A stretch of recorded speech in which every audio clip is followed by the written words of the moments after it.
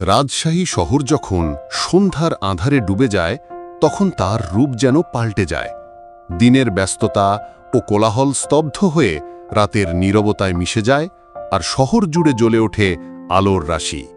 রাতের রাজশাহী যেন এক মোহনীয় স্বপ্নের শহর, যেখানে প্রতিটি আলো গল্প বলে আর প্রতিটি রাস্তা হয়ে ওঠে কবিতার ছত্র।